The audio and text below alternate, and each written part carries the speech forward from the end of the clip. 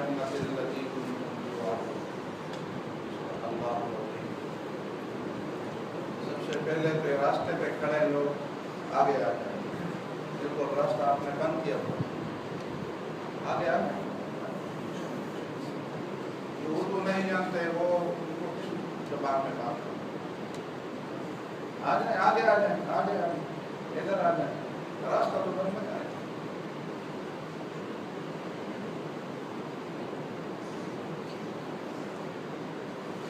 یہ سورہ حامیم السجدہ کی ایک آیت میں نے تلاوت کی،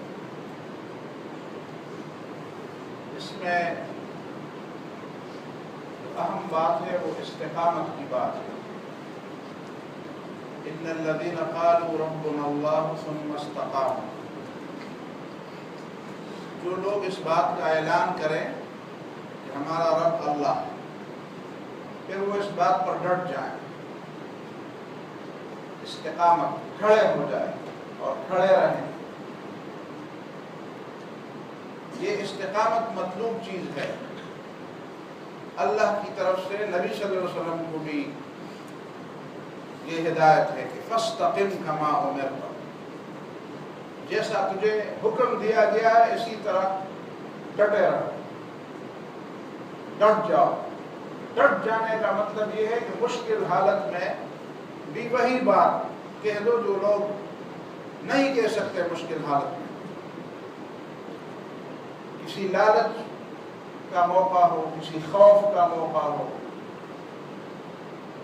کسی خطرے کے انگیز کرنے کا موقع ہو، وہاں پہ کچھ لوگ پیچھے ہٹ جاتے ہیں۔ تو اللہ تعالیٰ کو یہ بات مطلوب ہے کہ جب مومن ایمان کا اعلان کر دے تو پھر وہ اس پہ ڈٹ جائے۔ جنید بغدادی کی طرف کسی نے یہ بات منسوخ کی تھی کہ وہ کہا کرتے تھے کہ ربک یطلب منک الاستقامہ، تمہارا رب تم سے مطالبہ کرتا ہے کہ ڈٹ جاؤ، استقامت اختیار کرو۔ وَنَفْسُكَ تَطْلُبُ مِنْكَ الْكَرَامَةَ، اور تمہارا نفس تجھ سے یہ مطالبہ کرتا ہے کہ کوئی نئی چیز، کوئی خرق عادت چیز دکھلاؤ لوگوں کو، کوئی ایسی چیز لوگوں کو دکھاؤ تاکہ لوگ تمہارا ایمان، تمہاری تقوی، تمہاری پرہیزگاری کے قائل ہو جائیں۔ یہ نفس کا مطالبہ ہے۔ رب کا مطالبہ یہ ہے کہ ڈٹ جاؤ۔ رسول اللہ صلی اللہ علیہ وسلم کے بالوں میں کچھ بال سفید نظر آئے ابو بکر صدیق رضی اللہ تعالیٰ عنہ، تو پوچھا نبی صلی اللہ علیہ وسلم سے، شبت یا رسول اللہ، اے اللہ کے رسول آپ کے تو بال سفید ہو گئے۔ تو نبی صلی اللہ علیہ وسلم نے فرمایا، شیبتنی ہود و اخواتها، سورہ ہود نے مجھے بوڑھا کر دیا، سورہ ہود نے میرے بال سفید کر دیے، جہاں پہ مجھے حکم دیا گیا ہے کہ فاستقم کما امرت ومن تاب معك ولا تطغوا، فاستقم کما امرت، جیسا تجھے حکم دیا گیا ہے اسی طرح ڈٹ جاؤ۔ حضرت عمر فاروق رضی اللہ تعالیٰ عنہ نے استقامت کا مطلب بتایا ہے۔ وہ کہتے ہیں لم یروه روغان الثعالب، وہ لومڑیوں کی طرح پیچھے پیچھے نہیں دیکھتے۔ دیہاتوں میں جو لوگ رہ چکے ہوں ان کے پتہ ہے کہ جب کوئی گیدڑ، کوئی لومڑی دیہات میں آ جاتی ہے تو کتے ان کا پیچھا کرتے ہیں، تو پھر گیدڑ آگے بھاگتا ہے، کتے اس کے پیچھے بھاگتے ہیں۔ تو جب گیدڑ تھک جاتا ہے یا لومڑی تھک جاتی ہے تو وہ پیچھے دیکھتی ہے کہ کتے میرے پیچھے ہیں بھی کہ نہیں، میں ویسے دوڑ رہا ہوں، پیچھے پیچھے دیکھتے ہیں۔ تو اگر کتے ہوتے ہیں تو پھر یہ مزید آگے تیز دوڑنے شروع کر دیتے ہیں، اگر کتے نہیں ہوتے کہتے مجھے کیا ہے کہ میں دوڑ رہا ہوں۔ لم یروه روغان الثعالب، جو ایمان لے آئے ان کو پیچھے پیچھے نہیں دیکھ رہا ہے کہ ساتھی کتنے ہیں، کوئی ساتھ دے بھی رہا ہے کہ نہیں، مشکل میں، حالات میں اکیلا ہوں یا میرا کوئی ساتھ بھی دے رہا ہے۔ یہ انبیاء کا طریقہ ہے، انبیاء کا طریقہ۔ ہر پیغمبر کو اللہ تعالیٰ نے مشکل حال میں آزمایا، جن کو حکومتیں ملی ان کو بھی اللہ تعالیٰ نے آزمایا۔ داؤد علیہ السلام کو بھی اللہ تعالیٰ نے اس طرح نہیں چھوڑا۔ عام طور پر انبیاء کی تاریخ اور سیرت جب ہم سمجھتے ہیں، دیکھتے ہیں، تو ذہن میں یہ آتا ہے کہ لوگوں نے ستایا ان کو، مخالفین نے ستایا، تو داؤد علیہ السلام اور سلیمان علیہ السلام کے پاس تو حکومت تھی، وہ لوگ تو ان کو نہیں ستا سکتے تھے، اللہ تعالیٰ نے براہ راست ان کو آزمائش میں ڈالا۔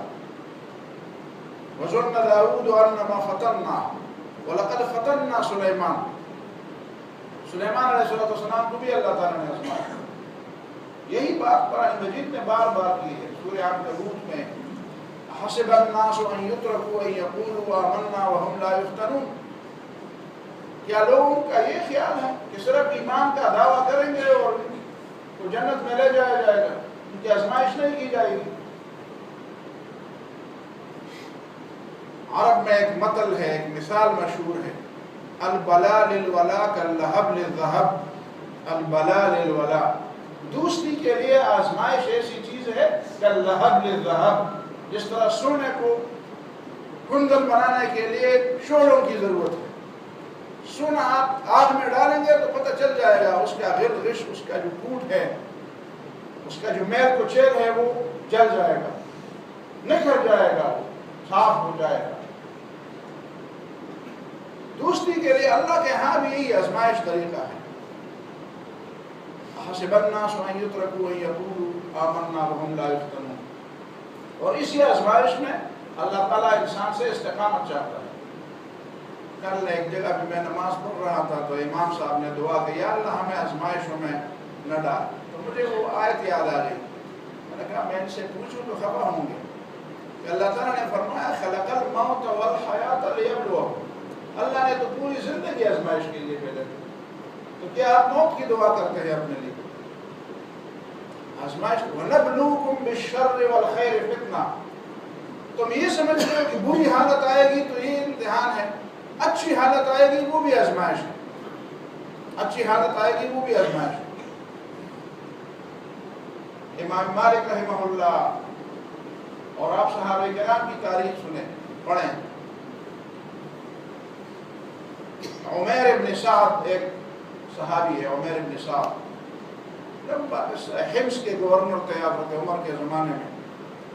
حضرت عمر نے دیکھا، اس علاقے کے لوگوں کو کہا کہ آپ اپنے غریبوں کی فہرست دے دیں، تو غریبوں کی فہرست میں عمیر ابن سعد کا بھی نام تھا۔ انہوں نے پوچھا کون سا عمیر؟ کہتے وہ آپ کا گورنر؟ کہتے ہاں ہمارا گورنر۔ اچھا، پیسے بھیج دیے، تھیلا بھیج دیا، اشرفیوں کا بڑا، سونے چاندی کا بڑا تھیلا بھیج دیا۔ جب دروازے پر تھیلا ملا نا، جب دروازے پر کٹایا دیا، نکلے باہر، کسی نے تھیلا دے دیا، امیر المومنین نے تھیلا بھیجا ہے سونے چاندی، فوراً چیختے انا للہ و انا الیہ راجعون۔ بیوی دوڑ کر جاتی ہے، کیا ہوا؟ امیر المومنین وفات پا گئے۔ کہتے ہیں نا اشد من ذلک، اس سے بڑھ کر بات ہوئی۔ کہتے ہیں مسلمانوں نے کہیں کوئی شکست کھائی؟ کہتے نہیں، اس سے بھی بڑھ کر بات ہوئی۔ کہتے اس سے بڑھ کر کیا بات ہوگی؟ امیر المومنین زندہ ہے، مسلمانوں نے شکست نہیں کھائی ہے، باقی باتیں تو کوئی بڑی باتیں نہیں ہیں۔ کہتے نہیں، دخلت علی الدنیا لتفسد آخرت، ہمارے گھر دنیا آ گئی ہمارا آخرت برباد کرنے کے لیے، ہمارے گھر دنیا آ گئی ہماری آخرت برباد کرنے۔ امام احمد بن حنبل جب کوڑے کھاتے تھے تو ان کے آنکھوں میں کسی نے آنسو نہیں دیکھے تھے، لیکن جب وہ دور گزر گیا اور ایک دفعہ درس دے رہے تھے تو بادشاہ کا خادم اور نوکر بھرا تیرا لے آئے کہ جی آپ کے لیے بادشاہ کی طرف سے تحفہ ہے، تو آنکھوں میں آنسو آ گئے۔ تو کسی نے پوچھا آپ تو استقامت کے پہاڑ ہیں، آپ کیسے رو رہے ہیں؟ کہتے ہیں کہ نہیں، وہ آپ ادھر جب 60 اور 70 80 کوڑے روزانہ کھاتے تھے، آپ نے اس وقت کبھی نہیں رویا، آج آپ رو رہے ہیں۔ کہتے ہیں ہذا اشد علی من ذاک، مال و دولت کے سامنے ایمان کا ٹھہرنا یہ بڑا مشکل ہے، خوشی کی حالت میں ایمان پر برقرار رہنا۔ آج میں پڑھ رہا تھا جب نبی صلی اللہ علیہ وسلم کا بائیکاٹ کیا گیا، بنو ہاشم کا بائیکاٹ کیا گیا اور شعب ابی طالب میں ان کو محصور کیا گیا، تو بچے بلک بلک کر رو رہے تھے، کھانے کے لیے کچھ نہیں تھا، کھانے کے لیے کچھ 3 سال تک، 7 ہجری 7 نبوت سے لے کر سن 10 نبوت تک 3 سال چمڑے کھائے لوگوں نے، پتھر درختوں کے پتے کھائے، اور وہ درخت آج اگر ہمارے ہاں اس طرح کا کوئی وقت ہوں تو لوگ کہیں گے یار یہ تم ظالم نعوذ باللہ، تم اپنے بچوں پر رحم نہیں کرتے. یہ اسلام کا طریقہ ہے. ہم کتنے راستے ڈھونڈیں گے. اسلام تو آسانی چاہتا ہے اور تم تو اپنی قوم کے لیے مشکل لے آئے. اور پھر ہمارے لوگ کافروں سے بھیک مانگتے ہیں، اپنی حفاظت کی بھیک مانگتے ہیں. کہتے ہیں ہمارے اوپر کوئی مصیبت نہ آ جائے. ہمارے بڑے بڑے لوگ جو اپنے آپ کو بڑے لوگ سمجھتے ہیں کہتے ہیں ہم لوگوں کے ساتھ کمپرومائز کرتے ہیں، سیکولرسٹوں کے ساتھ کمپرومائز کریں گے تاکہ ہمارے اوپر کوئی بڑی مصیبت نہ آ جائے. مصیبت سے بھاگنا ہے تو مومن کا کام نہیں. اور دشمن سے رحم کی بھیک مانگنا، دشمن سے آپ زیادہ جا کر زیادہ ان کی چاپلوسی کریں، تملق کریں، ان کے پاؤں چھومیں، ان کو تحفے دیں، ان کے سلام کے لیے ان کے دربار میں حاضر یاد ہے تاکہ ہمیں کچھ نہ کہا جائے، ہم مشکلات میں نہ گریں. یہ طریقہ نہیں ہے اسلام کا. اسلام کا طریقہ یہ ہے کہ ڈٹ جاؤ. لم یروغوا روان الثعالب، لومڑیوں کی طرح پیچھے پیچھے نہ دیکھو. اور یہ رمضان ہمیں یہ سبق سکھا رہا ہے، یہ ہمیں استقامت کا سبق دے رہا ہے، یہ ہمیں خواہشات سے بلند ہونے کا سبق دے رہا ہے، دنیا کے ان مزوں سے بلند ہونے کا سبق. اس طرح کے اسباب ہم سنتے رہیں گے، پڑھتے رہیں گے، دیکھتے رہیں گے، گزرتے آتے جاتے ہیں. یہ رمضان بھی آئے گا، کئی رمضان اور آئیں گے، یہ بھی گزر جائے گا اور بھی گزر جائیں گے. ہم سبق لینے والے نہیں ہیں. اور اسی وجہ سے تو قرآن نے فرمایا کہ قرآن ماننے والوں کا طریقہ یہ نہیں ہے کہ بات کا موقع آ جائے تو اسی طرح اندھے بہرے گزر جائیں. لم یخروا علیہا صما وعمیانا، ایسے اندھے بہرے نہیں گزرتے مومن. مومن تو فراست والا ہے. مومن کے پاس تو بڑی فراست ہوتی ہے، اس کے پاس تو بڑی سمجھ ہوتی ہے، وہ تو بصیرت والا ہوتا ہے. اور نبی نے فرمایا اتقوا فراست المومن، دیکھو مومن کی بصیرت بڑی لمبی چیز ہے، بڑی گہرائی میں جانے والی چیز ہے، بڑی دور تک دیکھنے والی چیز ہے. آج کیا ہوا ہے مومنوں کو؟ فراست سے محروم ہے. اللہ تعالیٰ مجھے اور آپ کو ایمانی فراست عطا فرمائے، استقامت عطا فرمائے. نبی صلی اللہ علیہ وسلم نے استقامت کا ترجمہ کیا فمن مات علیہا فقد استقام، جو موت کو گلے لگا دیا، اس کلمے کو اس نے نہیں چھوڑا، دین کو نہیں چھوڑا، مرتے دم تک اس پر ڈٹا رہا، ہر حالت میں، مشکل میں، آسانی میں، اکیلے ہو یا کسی کے ساتھ ہو، کوئی ساتھ ہو. فمن مات علیہا فقد استقام، جو اس توحید کے عقیدے پر مرا اس نے استقامت کا حق ادا کر دیا. اور جب استقامت کا حق ادا کرتا ہے تو تتنزل علیہم الملائکہ، ان کے ہاں فرشتے آتے ہیں، ان کے پاس فرشتے آتے ہیں، فرشتے ان کے پاس آتے ہیں اور وہ کہتے ہیں اللہ تخافوا ولا تحزنوا، کچھ غم نہ کھاؤ، کچھ خفگان، کچھ پریشانی نہیں. ابشروا بالجنۃ التي کنتم توعدون، وہ جنت تمہارے لیے ہے اور تمہیں خوشخبری ملنی چاہیے کہ وہ جنت تمہارے انتظار کر رہی ہے.